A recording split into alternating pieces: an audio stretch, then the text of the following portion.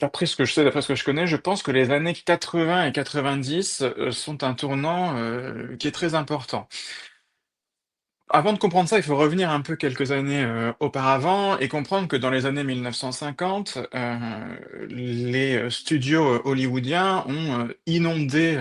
la production télévisuelle avec des musiques qui ressemblaient beaucoup à ce qui se faisait à Hollywood. Et donc, comme vous avez prononcé le mot influence,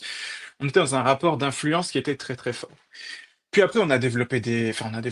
continué à développer quelque chose qui existait déjà pour le cinéma, hein, des bibliothèques de musique, des musiques composées au mètre pour être utilisées dans telle ou telle série. Mais à partir des années 80, à partir du moment où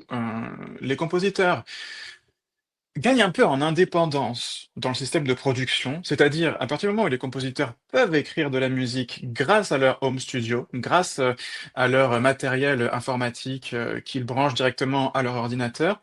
Dans ce cas-là, il y a une prise de distance, à mon sens, qui se fait avec Hollywood. Parce que, à partir de cette époque-là, on n'est plus, enfin, et à partir du moment aussi où les ordinateurs sont capables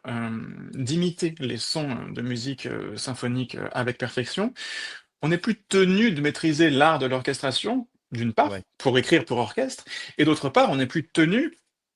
de débourser un chèque important